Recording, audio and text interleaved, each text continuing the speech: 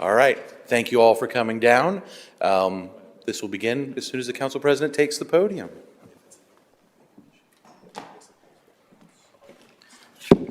Good morning, everyone, and thank you for coming to City Council chambers as we discuss today's 2024 operating budget. I'm so grateful for my colleagues who have worked so hard to get us here.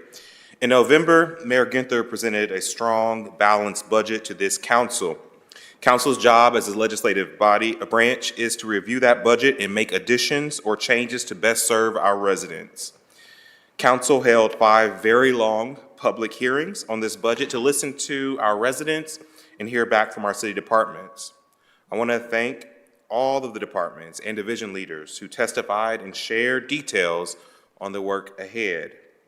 I want to thank our finance chair, Nick Bankston, who drove much of this process and got us to this point.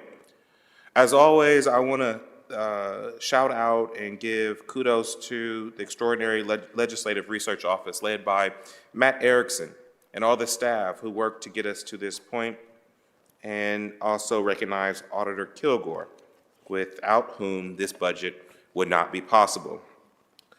Following the process in City Code, Council will amend the operating budget this evening to reflect priorities we hear from residents in town hall meetings, at budget hearings, and even when we're at the grocery store. Then we will postpone for consideration for 1 week to allow for final comments, and then we will plan to vote on the entire budget on March 4th. What we hear from our residents is that they want to be safe in their neighborhoods. They are worried about increasing housing costs. They are worried about if our kids are all right. And they need help preparing for the jobs of the future. This budget shows our priorities by making key investments in these areas. This budget maintains basic neighborhood services and invests in those things, those who are being left behind or being left out of Columbus's success. This plan balances the budget with available general fund resources and does not tap into the Federal ARP account. That said, Council has reached an agreement in concept with the mayor to allocate parts of the remaining American Rescue Plan Act dollars in line with the Recovery and Resiliency Report. I am personally thinking of those ARPA dollars as the remaining commitment to our values on important issues like housing, homelessness, workforce development, and more.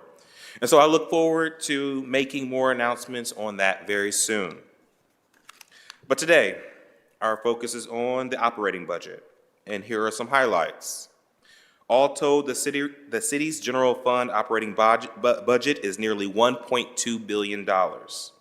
Council amendments add up to about $18.5 million. First, public safety is still the top budget investment for Columbus every year, totaling about $754 million, or nearly 2/3 of all the monies that we will talk about today. This budget includes funding for about 60 new uniformed and civilian roles across police and fire. On top of that, we have an ambitious goal for 3 recruit classes of 150 new police and firefighters this year. If we achieve that, we'll have more officers and more firefighters than we have ever had in our city's history. This budget also includes $7.3 million in our Alternative Crisis Response Program, which deploy professionals to co-respond to incidents of substance abuse, mental health events, and other crises for which police are not always the best to respond. Second, this budget includes funding to serve our young people and our most vulnerable. That includes $20 million for youth programming and $10 million for continuation of funding for human services for 112 nonprofit organizations through the Elevate Grant Program. I want to make a note that applications for our summer youth program grants are open now, and I want to encourage folks to apply. It also grows the number of staff in the Department of Development who work to produce more affordable housing in the city. Finally, I'm proud that this budget prioritizes fiscal stewardship and keeps us in a strong financial position. The city has a goal of establishing a $114 million rainy day fund by 2027, equal to about 10% of the 2023 general fund operating budget. Recognizing the need to plan for economic downturns, this budget includes a transfer of $2.75 million, and with interest earnings, we will have over $100 million in the rainy day fund by the middle of this year. We've invited each member today to talk about the investments in their committees and their priorities. And again, these investments that you will hear from my colleagues speak to the overall values of who we are of a council and what we've heard from our residents in terms of their top needs. With that, I'm going to turn the floor over to our Council President Pro Tem Rob Dorans. Good morning. Thank you, Council President Hardin. Also want to thank our Finance and Governance Chair, Nick Bankston, for all his work, specifically with working with all of our members on identifying key priorities. All these amendments we're talking about here today are driven by the values of each of these members as it relates to this city budget. And as the Council President mentioned, we know that city budgets are a reflection of our values. And we talk about the work of each of these members to bring their values to bear with these amendments. It says something about who they are and how they want to lift up families across the city of Columbus. Personally, I'm excited to speak to several of the amendments that I champion throughout this budget process. I'm excited that we will continue for the third year to provide additional investment in criminal record sealing here in Central Ohio. We know from academic research that when an individual with past involvement with the criminal justice system seals that record that's eligible under state law, that they can expect 20% of their wages to increase within 1 year. That is an incredible change for an individual and their families. And that's why it's so important for this council to continue to make this investment. We're setting aside over $350,000 to support Opportunity Port, an online record sealing initiative that was started here at City Council that now lives with the Ohio State University's Drug Policy Enforcement Center.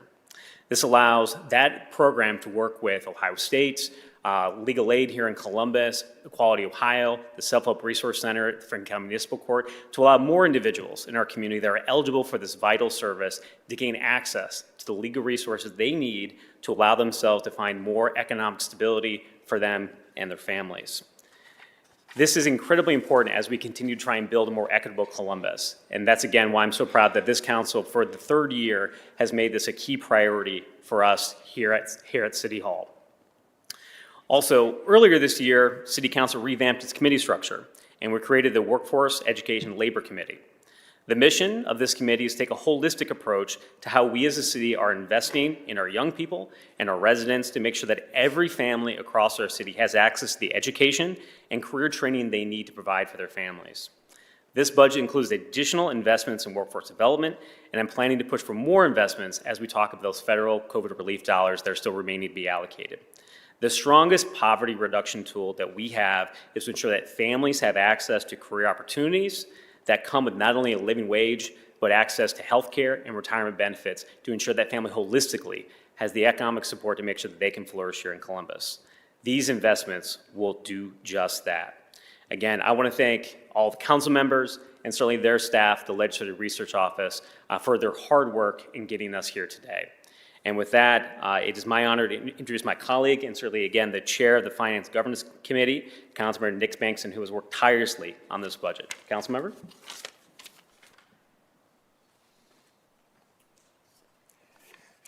Thank you, President Pro Tem and President Hardin. And good morning to everyone here and happy Monday. Thank you for joining us today as we share the details of this year's operating budget, a pivotal document that reflects our ongoing commitment to the growth and prosperity of our city. My name is Nick Bankston. I have the honor of chairing both our Finance and Governance Committee and the Economic Development and Small Minority Business Committee. And as always has been said, I want to echo, again, thanks to my colleagues for going through this process and putting amendments in this budget that reflect equity and reflect our key priorities here on council. A city's operating budget serves as its roadmap, guiding its efforts to tackle its most pressing challenges and bolster its strengths. As you have already started to hear and see, this council has fought for and secured dollars aimed at supporting and improving the quality of life for all of our residents in various areas such as health and safety, workforce readiness, youth enrichment, and economic prosperity. Given my committee assignments, I am committed to championing amendments that promote economic justice, economic mobility, and fosters a healthy community. And with that, in the small business, as you know, small businesses are the backbone of our local economy.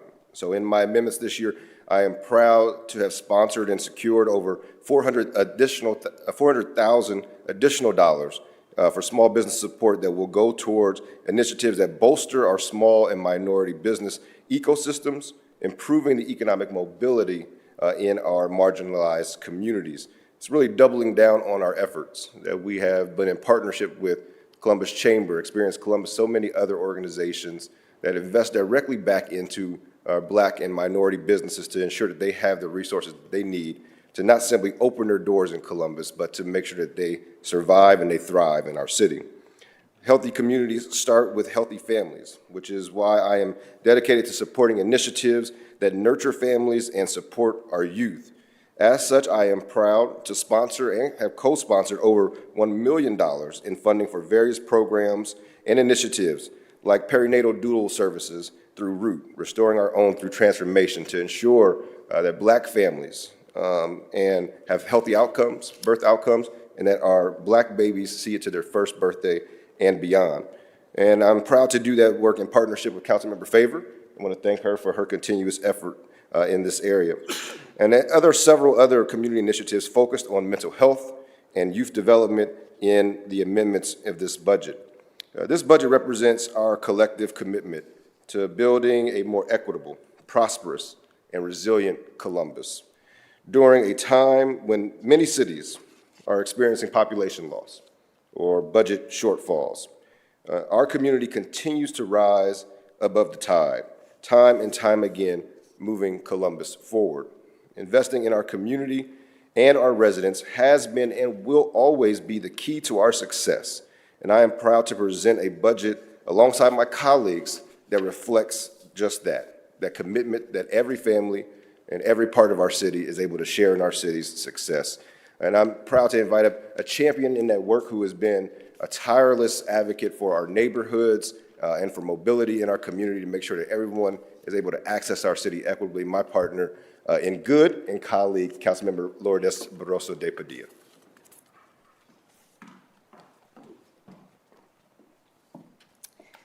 I want to believe that it is not coincidental that the sun is shining today as we are talking about our values and our belief in how we are investing in our communities in Columbus. Thank you, Chair Bankston. Thank you for leading us through this process.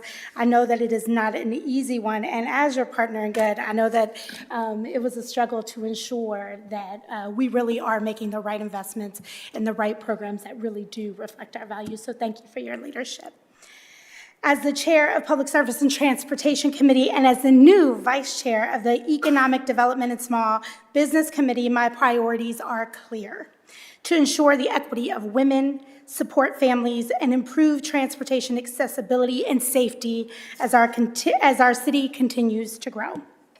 Transportation accessibility is crucial for residents to move around our city, and that's why I've allocated resources towards our e-bike rebate program, empowering residents with sustainable and efficient transportation options. Last year's pilot of the e-bike program provided discounts to many residents, enhancing mobility and reducing emissions. Now, we cannot put more bikes on the road without considering the safety of our pedestrians and our cyclists, and so we are continuing our commitment to ensuring that we have roadway safety through quick fix projects, through urban tacticalism that folks will see. Last year, we made significant strides in this area with a quick fix project on the south side of Columbus and some of the bike lanes that you've seen in addition to bike lockers. At the same time, we'll continue our work to push for equity and access in mass transit. I'm investing resources to support families and vulnerable communities, especially our emerging communities. We know that immigrants, migrants, and refugees are the #1 factor behind our population growth and continue to be vulnerable members of our community. This includes the Columbus Families Together Fund, providing immigrant families with access to legal aid and other resources, fostering a sense of security within communities. I, along with Councilmember Favor, are dedicated to the people and families, especially those in the Haitian community who were most affected by the situation at Colonial Village. We're supporting Chris and Legal Aid, who are offering vital legal assistance to these families and housing support while we ensure that they stay members of our community and their families stay safe. I'm also allocating resources for the COAAA Housing Assistance Program, aiding seniors in maintaining their independence and their dignity by staying at home and aging in place. The 614 Beautiful program ensures our neighborhoods have welcoming, artistic, and unique spaces for families and residents to enjoy.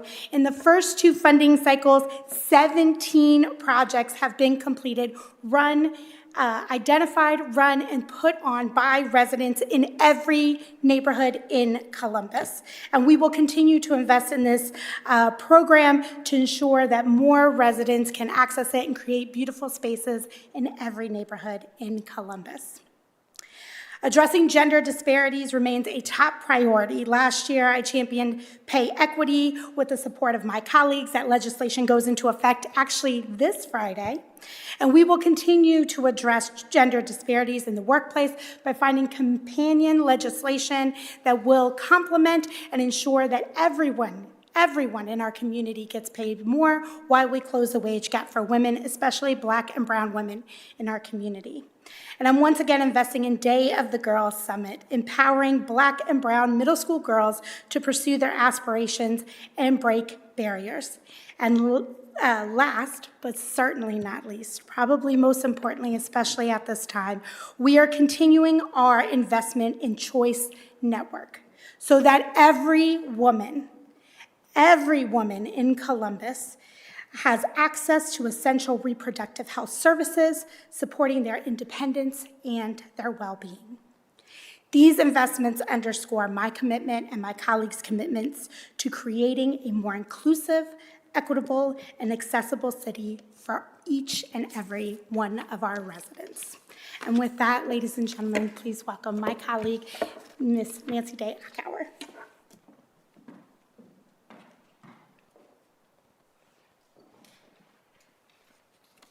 Good morning, everyone. As Chair of Neighborhoods, Recreation, and Parks Committee and Vice Chair of Public Services and Transportation Committee, I am committed to addressing the diverse needs of all Columbus residents and enhancing the quality of life in every neighborhood. I would like to share a few of the initiatives that I believe will have a positive impact on both the residents in my district and residents throughout the city.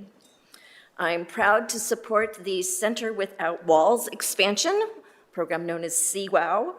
It's a rec and park program which has been a beacon of opportunity for around 240 youth in neighborhoods lacking community centers.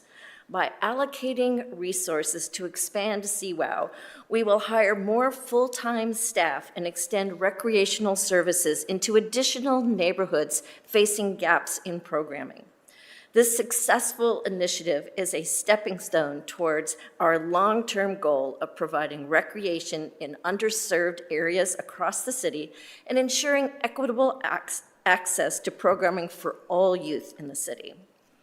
In an effort to support our older adult residents, the Village Network program offers older adults programming to help people age in place successfully. The Village creates opportunities for social engagement and staying connected with local communities, while also connecting participants with services and supports to enhance their ability to live with dignity and independence. To support these programs, we are allocating key dollars to meet critical needs and will distribute funding to the 5 Village programs across our city. Our goal is to empower older adults to maintain their independence and continue contributing to the fabric of our neighborhoods.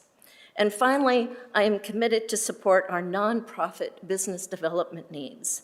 The nonprofit sector is vital to our city's economy and well-being of our residents, addressing a wide range of community and human service needs. However, nonprofits often face resource constraints and struggle to access business development support.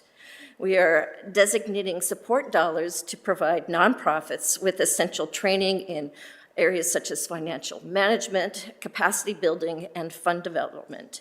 Additionally, we will offer support services to increase funding opportunities such as the grant database and grant writing assistance. Empowering nonprofits strengthens our community's ability to address pressing social issues and build a more inclusive Columbus for all. Together, we will continue to invest in programs and initiatives that promote equity, opportunity, and prosperity for every member of our community. I would now like to introduce my colleague, Councilmember Shayla Faber. Good morning, everyone. And I am so incredibly excited to be here with you all, not just to simply talk about our priorities as members of council, but also to officially be flanked by 2 new members to the Women's Caucus. And so we're just excited to have them on board. I'd also like to start off by thanking Council President Hardin, President Pro Tem Dorans, and Finance Chair Nick Bankston for your leadership and stewardship, as it has been quite the journey for us to get here today. I also want to thank my other colleagues as well as our council staffers that have put in a great deal of work to support all of our priorities as members of City Council. As Chair of Council's Housing, Homelessness, and Building Committee, as well as Vice Chair for Public Safety and Health and Human Services, I know firsthand the impact that housing has in creating a thriving and safe community. The lack of quality, affordable housing can exacerbate social issues such as homelessness, poor educational attainment, and mental and physical health conditions. It's essential to recognize that housing is not just a commodity, but a fundamental human right.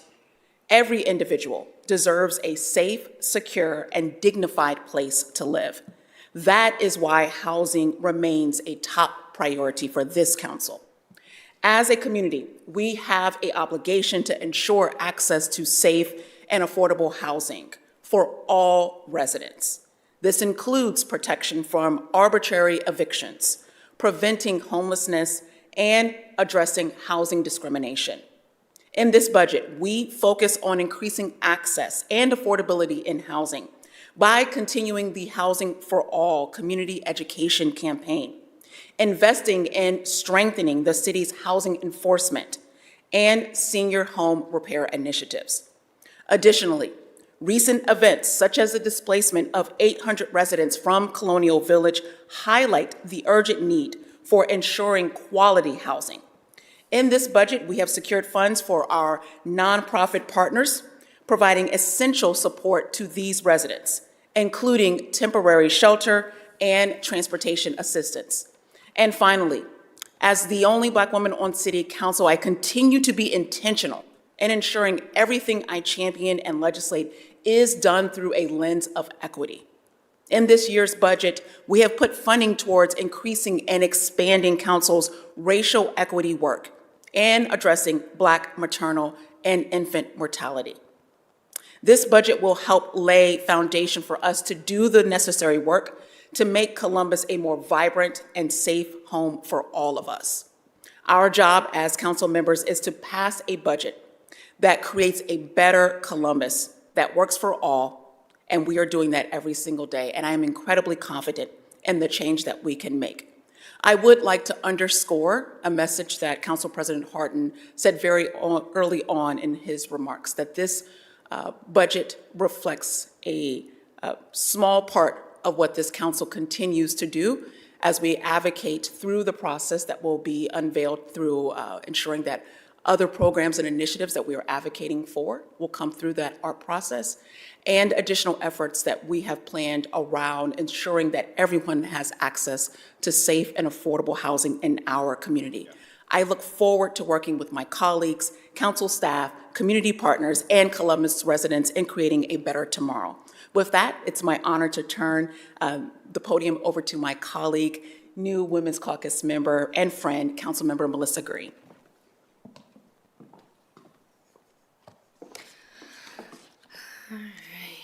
Good morning, everybody, and thank you so much, Councilmember Favor, and a sincere thank you, Council President Hardin, Pro Tem Dorans, and Finance Chair Bankston. This has been a learning experience for me and to our entire team here on staff that has been so accommodating. And then just generally, I think, to all of our colleagues for your commitments to the city, and the virtue and morals and ethical way that you approach this work. It is an honor to be able to learn from you and to join this team. So as the new chair of Health and Human Services and Equity and the vice chair of our Housing and Homelessness and Building Committee, I am honored to share some of our office's key priorities funded through this year's budget. The overall budget of $1.2 billion certainly will help fund programs aimed at enhancing our well-being and quality of life for all of our residents. And then we have aimed to dig even further into that through our amendments. Looking at the needs across our community, Columbus is not unlike other cities, other states around the United States of America. There we have seen a significant increase in need in terms of mental health care, in terms of substance use treatment, in terms of access to primary care and social supports. We know that the needs of our community are far outweighing historically what has been invested in them. And so our office is very honored this year to increase the allocation of funding geared towards our federally qualified health centers here in Columbus.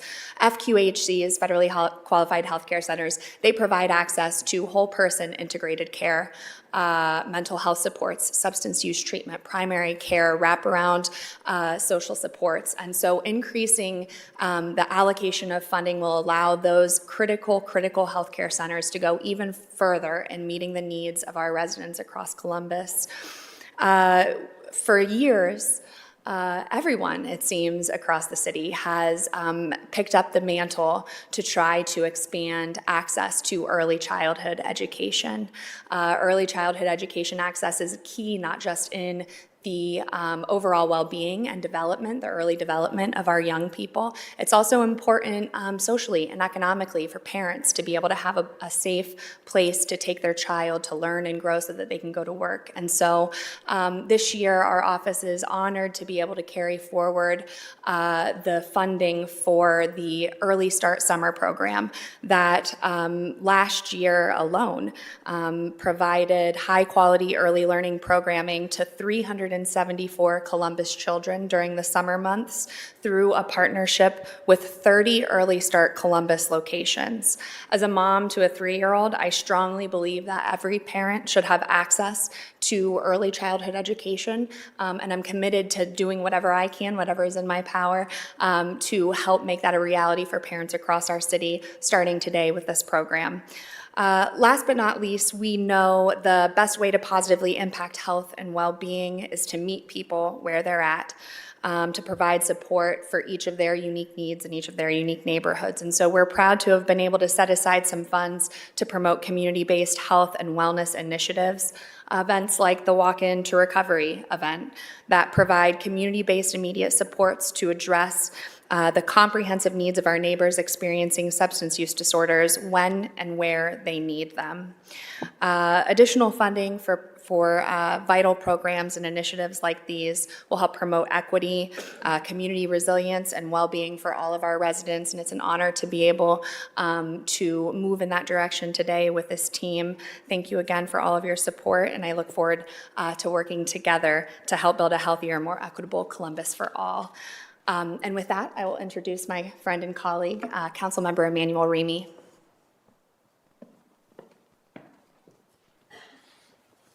Good morning, Columbus. Council President Hardin, Council President Pro Tem Chair Bankston, Director Erickson, and my team, and of course, all of the council staff. This is a labor of love. This budget is a labor of love that reflects our values and where we see the fastest growing city in the United States going.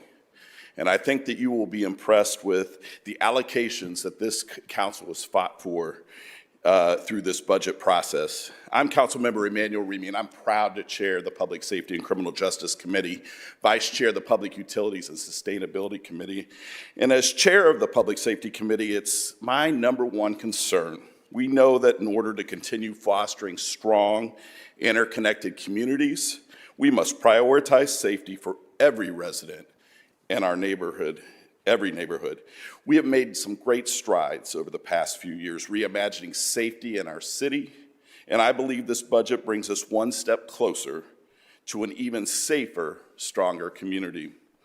Our 2024 public safety budget includes $7.24 million for alternative crisis response, which supports the Right Response Unit, the Mobile Crisis Response Unit, REACT, and SPARK. Alternative crisis response is the future of public safety, and I'm proud to announce our continued support of this critical infrastructure. This budget also includes nearly $3 million for our continued efforts to upgrade body-worn cameras, which protect our residents and our officers every single day. This year, we're also doubling our investment in diversity recruiting from 2023. We know that diversity makes us a stronger, better city that can and should be represented in our officers across the board. Now, I'd like to share some priorities that, coming out of my office, I'm particularly excited about this year. We are dedicating $500,000 to Project Taillight. Through a collaboration with City Council and our City Attorney's Office, Project Taillight offers cost-free auto repair services for low-income residents.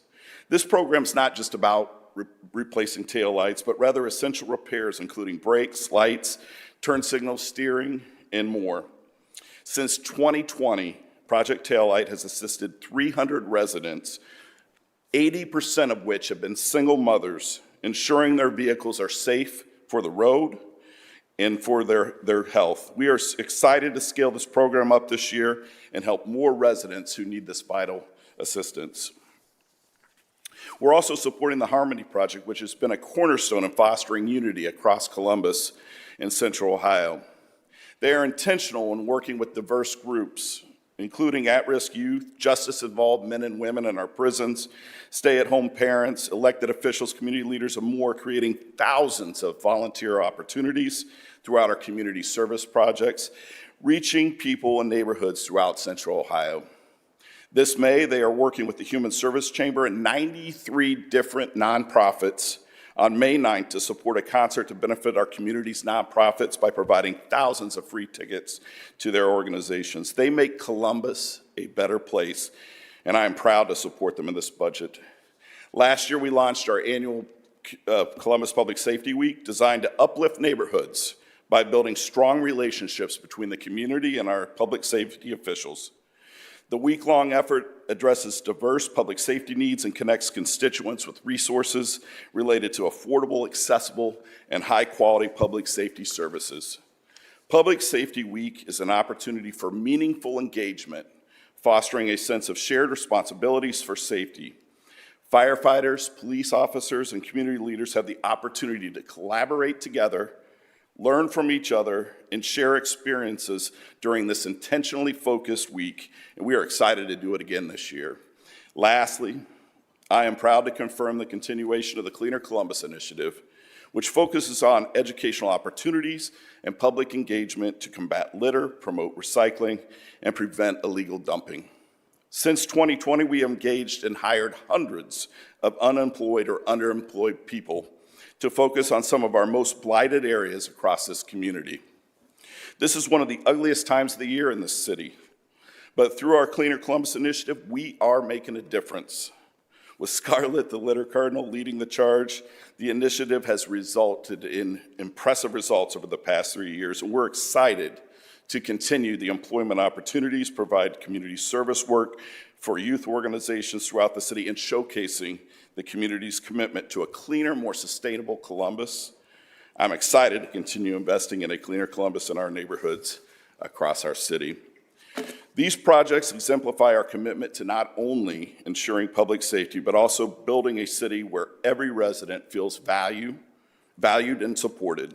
Together, we are creating a safer, stronger, and more vibrant Columbus. Thank you for your attention, and I look forward to positive impacts these initiatives will have on our community. It is my honor to certainly introduce, last but not least, Councilmember Chris White.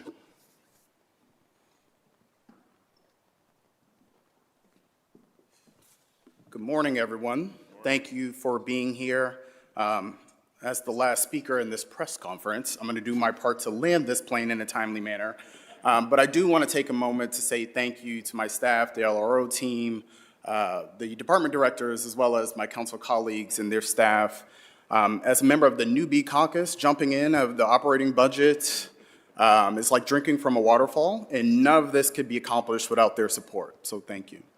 As chair of the Public Utilities and Sustainability Committee and vice chair of Neighborhoods, Recreation, and Parks, I'm proud to present several key initiatives I'm leading to invest in our city's future.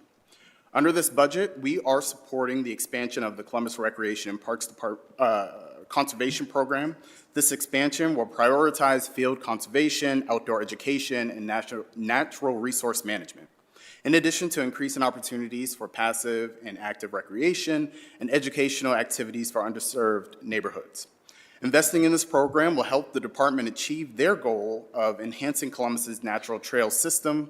Plus, by removing invasive species and implementing features like prairies, rain gardens, and stormwater management, it will alleviate pressure on our aging water infrastructure. Ultimately, it's a win-win for everyone. This budget also increases council's investment into our community garden system. Community gardens are critical to not only addressing the health needs of our residents and addressing food insecurity and promoting food sovereignty in underserved areas, but they also build community and connectivity.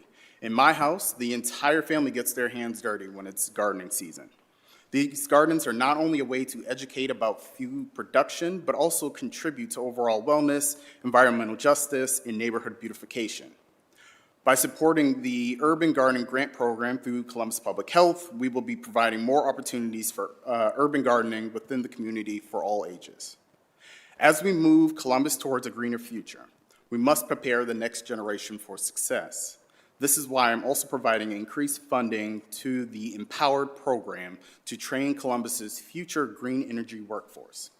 As we expand Columbus's clean energy sector, programs like Empowered are vital to ensure our city is equipped with a well-trained workforce that meets the needs of future green business.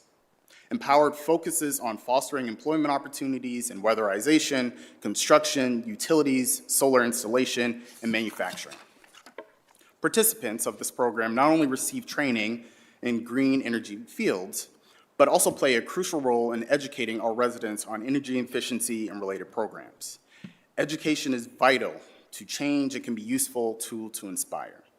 And that is the goal of the last item I will mention today. Although there are many exciting items included in the budget, I don't want to keep everyone here all day. This year, I will be hosting the inaugural citywide hackathon for high school students, also known as Hack CBUS. An event is aimed at inspiring youth interest in programming, coding, and careers in information technology. A theme will be identified with an issue youth can use technology to solve, and while we're at the beginning stages of the planning, it will relate to environmental stewardship. I think it is important that if we are going to be the Silicon Valley of the Midwest, that our residents have an opportunity to play a role in that field. And so by nurturing skills in computer science and problem solving, these programs prepare youth for lucrative tech jobs while fostering critical thinking and creative problem solving. We look forward to launching this project in the fall. In conclusion, this budget represents our dedication to sustainability, youth education, and the future of Columbus. Together, we will continue to invest in initiatives that promote a greener, healthier, and more vibrant city for generations to come. Thank you. And with that, I will invite Council President Hardin back up. Thank you, sir.